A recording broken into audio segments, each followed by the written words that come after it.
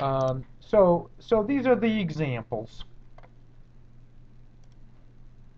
So here's the little talk about the wildcard using import, and typically what you will see is that the Java code begins with lots of import statements.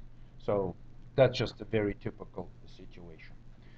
In many cases, doing this instead of the wildcard may improve the time for building your projects.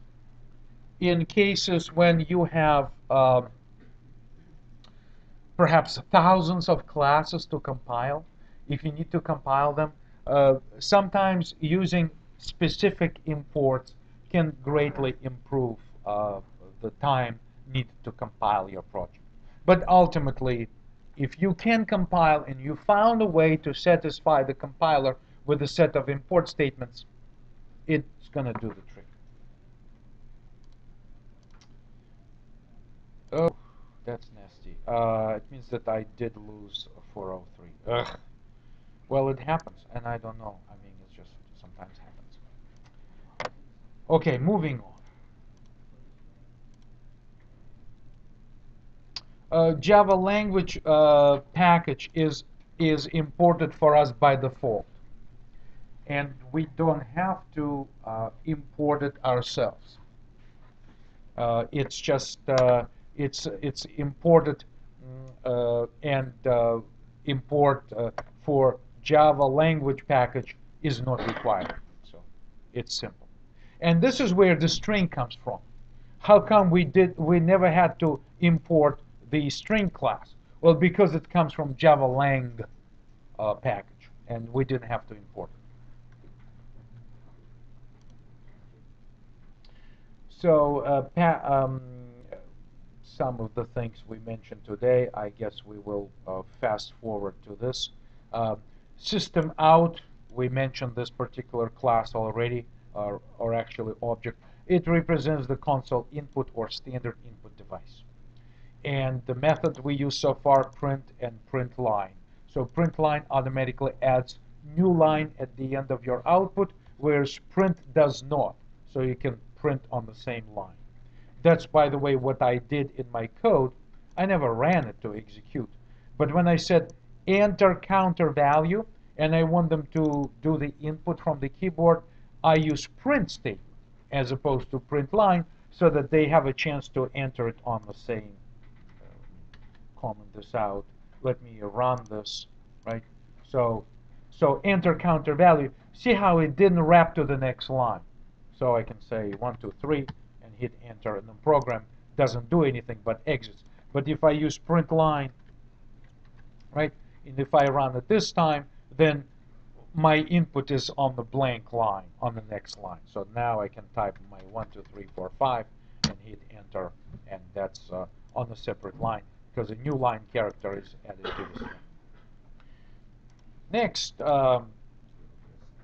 there's also print, a more sophisticated method for formatting primitives such as integers and characters and booleans and everything else, floating point numbers in your output. We'll be discussing it when we're discussing that. When we'll talk about formatted output, displaying values on screen. So the scanner class we already discussed quite a bit today. It's the one that kind of facilitates keyboard input. By the way, there are some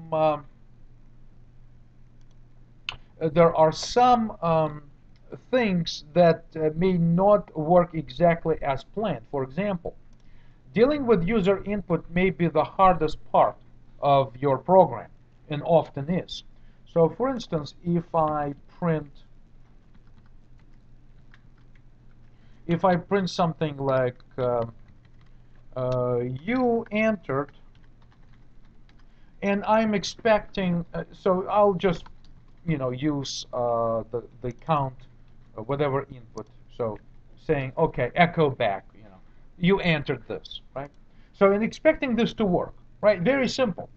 New scanner, keyboard input, enter counter value, get the integer, and print it, right? Expecting it always to work. Okay, run it. And of course, 1, 2, 3, 4, 5. You entered 1, 2, 3, 4, 5. Okay, run it again. So this time, type some garbage, right? And hit enter, and everything is extremely unhappy.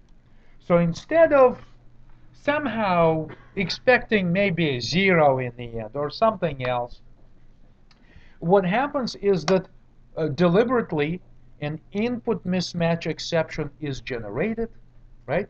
So an input mismatch exception is generated, and it points me to the source file right here. This next int failed to input this garbage for me, and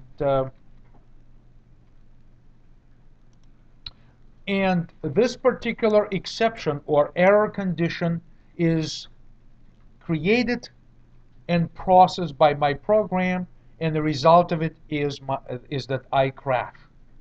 All right. So there will be a way to avoid it. We will talk about it. But for now, I will be expecting you to write code which will be entering values from the user. And let's not worry about bad input formats. Let's just, when I will be testing your program on my computer, or when you try to work with some simple code, what I'm expecting you to do is that not to abuse the system too much, to input too much garbage, but rather type expected inputs. It sounds like a painful proposition, and it is, but we have to start someplace. So we will start with, like, if something like this happens, we get input mismatch, we're just going to have to restart the program and say, okay, oh well, we just type something unexpected on the keyboard and move on. Okay. So, but just to let you know that besides the fact that it looks so simple, sometimes we have to be accounting for possible errors and be more proactive in how we program it. This is still to come. That's okay. We will discuss it. So the scanner class functionality, you get the taste of it. So this is how we create it. So this is a quick overview of some of the Java packages, just to give us ideas or where things are. For example, the database access, the straightforward database access, is located in Java SQL, and I make some, make you a possibility to do the Google search, and first option here is Oracle documentation, and this is Oracle API documentation, and it tells you that this particular package provides API for API stands for application programming interface. Uh, you can think of it as collection of classes which provide useful functionality so that we can bring it into our program and start connecting to databases and running queries and bringing in the data, updating databases and all that. So for accessing and processing data stored in a data source, usually a relational database, and we're doing it within Java programming language. So anyway, some ideas on what packages exist. Many more do exist. So we'll be using quite a bit of Java Swing, which is graphical user interface, in our second semester. Yes. Why does it have a different name? Java X versus Java. Oh, because there's also java.swing, but it's advisable to use this one, and that's the topic for another day. Yeah, painful, I agree. But yes, absolutely, Java X, an extended Java package. So this is just a historical evolution of Java. That some packages are named Java X to make it more explicit, to remind programmers that don't use the older one, use the newer one. Well, I guess that's the best description I can put in place right now.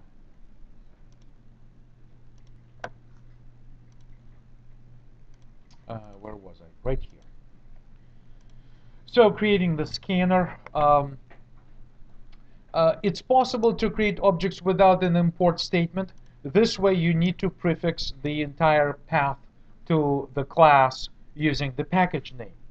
By the way, if I do this in my example, I already have an import for the scanner, right? So this is not an issue, but this is not an error. That's okay. You can go out and specify the package name.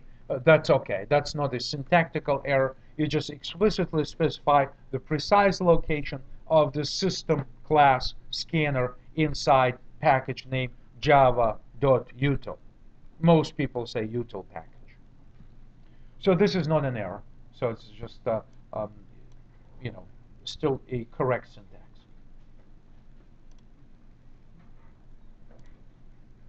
So scanner class, again, you do the search, and if we use Google search, scanner Oracle, scanner class. Oh yes, let's find one that I guess Java scanner. I would say Oracle documentation, right? So to be more precise, and that gives us access to, I guess this link here, scanning, gives us access to the tutorial, and the scanner link here gives us access to Java API documentation. And oftentimes you need to notice in the URI, the URL for this particular document that it's Java SE7. So you may be looking at the newest version of documentation. So typically in this reference material, there is a little bit of an explanation and even samples. This is the latest that we use samples. Uh, but then what it does here, gives us some information. It gives us then information about how the object can be constructed, and eventually goes on and discusses the methods, what they return and what they take as parameters and what the names are. And so this is what we call Java API documentation. So this is official corporate documentation for everything that comes with it. And then it follows by more or less detailed descriptions of each method and constructors and so forth.